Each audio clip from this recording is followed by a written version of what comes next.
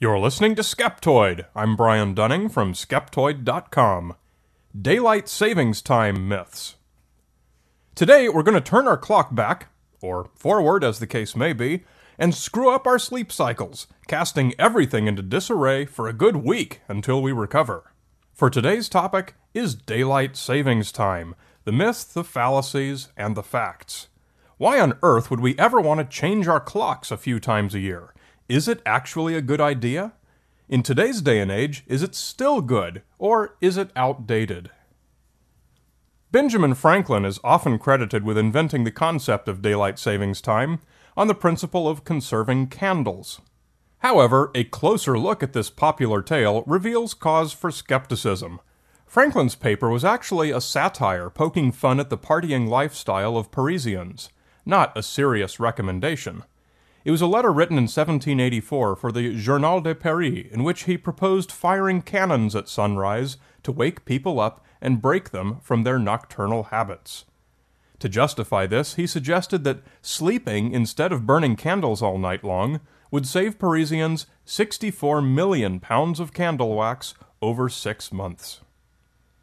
The first serious propositions came independently from different sides of the world a century later.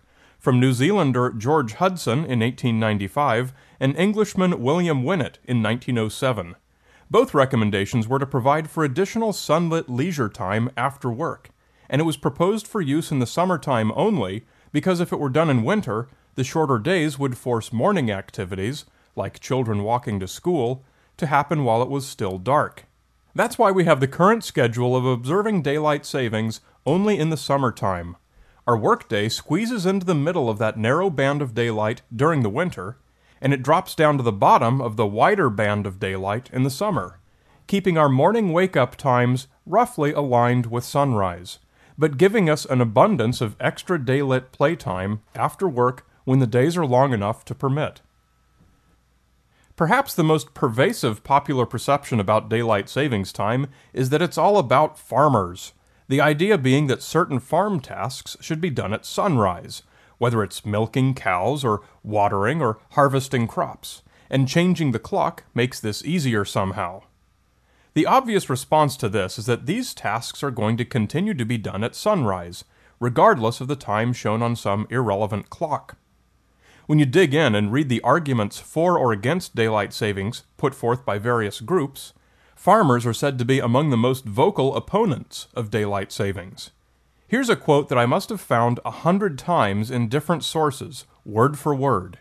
"Farmers, who must wake with the sun no matter what time their clock says, are greatly inconvenienced by having to change their schedule in order to sell their crops to people who observe daylight saving time." No matter how many times I found that same sentence, I could never discover its original source. The concept is illogical at face value. In the morning hours, daylight savings effect is to keep the clock more in line with sunrise, i.e., 6 a.m. comes an hour earlier in the summer when the sun is rising earlier. If farmers need workers to arrive when the sun starts drying the dew, daylight savings is clearly their friend. I found many articles repeating the presumption that farmers oppose daylight savings, but almost nowhere did I find a good reason articulated, at least not one that pertains to farming. The president of the New South Wales Farmers Association could only come up with this argument. "Daylight saving has a significant adverse impact on rural families and community businesses. An example is children traveling home from school in the heat of early afternoon sun. Members also say they have trouble getting their children to bed at normal bedtimes, and farmers indicate that they work longer days." Which says nothing about daylight savings creating a problem for the practice of farming. At the same time, other farmers express the same pleasure as other people at the extra hour of sunlit family recreation time after a summer workday. Dairy farmers have the closest thing to a cogent argument that I could find. Let's say that their product has to be to market at a given clock time, and twice a year the clock changes by an hour. This forces the cows to be milked at a 23 or 25-hour interval, once each year, instead of the 24-hour interval to which they're accustomed. Evidently, this disruption to the cow's schedule is problematic for the cow. If this really is a significant problem for cows, it constitutes one of the only two farm-related arguments against daylight savings that I could dig up. The other is not unique to farms and has to do with moving heavy equipment on roads in the early morning. Many such vehicles can only be driven during daylight, and many of the rest shouldn't be operated in darkness for safety reasons. When daylight savings drops the working man's start time down closer to sunrise during the summer, this problem is prolonged for more of the year. But I'm still not convinced by this argument's logic. Farm work starts with the sun. Safe equipment operation starts with the sun. That's how it's always going to be. Daylight savings keeps the clock time at the beginning of the workday more consistent with sunrise year-round. So, from a rational perspective, the people who depend on the morning sun for their job have every reason to be the biggest supporters of daylight savings. It brings them better consistency. So now we come to what everyone believes, and what's written down on paper as the official reason we observe daylight savings time: the conservation of electricity. The idea is that residential power usage is reduced because people don't have to turn their lights on until an hour later in the summer. This was indeed true the first time the question was deeply studied, which was during the oil crisis of the 1970s. The Department of Transportation calculated a 100,000 barrel savings in oil from a 1% savings in power usage, compared to if we'd stayed on standard time. However, in the decades since then, air conditioning has become much more ubiquitous, and its power consumption greatly outpaces the reduction in lighting, although this is slightly offset by reduced heating on fall and spring mornings. In addition, people have many more electronic gizmos around the house than they did in the 1970s. Having people at home for an extra hour is not nearly such a great way to conserve electricity as it used to be. Nowadays, people studying power usage during daylight savings get mixed results. There's a lot of regional variation. Places like Florida, with maximum air conditioning needs, clearly use more electricity because of daylight savings, while cooler northern states may still see overall savings due to reduced lighting needs. Generally, reports of national energy consumption combine results from a cross-section of utility companies nationwide. Depending on what utilities you include in your report, you may get very different overall results. A truly comprehensive report that accounts for all data is probably outside the realm of practicality. If you do a Google search for daylight savings energy consumption, you'll find reports are all over the map.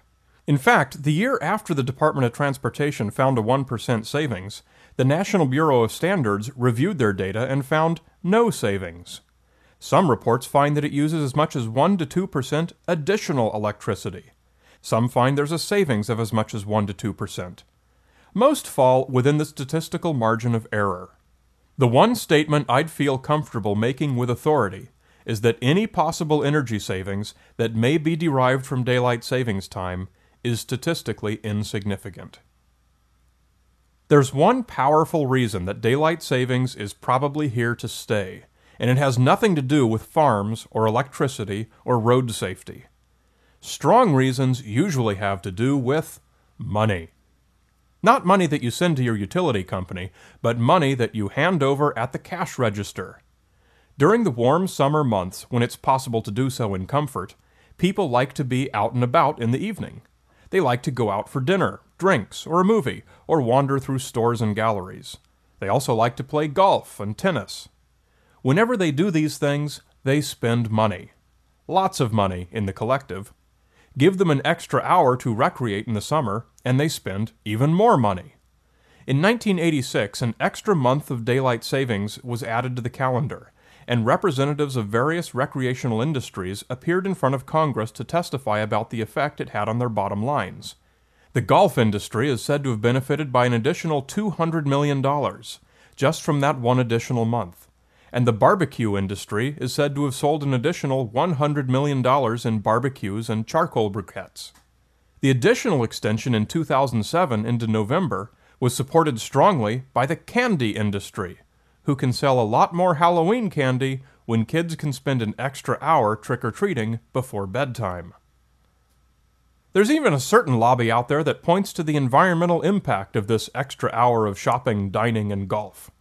One paper from UC Santa Barbara calculated the cost of the resulting pollution as several $millions per year. Whatever your particular fancy, you can probably find someone who's written a paper saying that daylight savings is good or bad for it. Daylight savings is one case where the fewer words you use to describe it, the more accurate you are. One word, money. The more details you go into beyond that, the more treacherous your footing. Any thoughts about this or any other Skeptoid episode? I'd love to hear from you. Come to Skeptoid.com and tell us about it.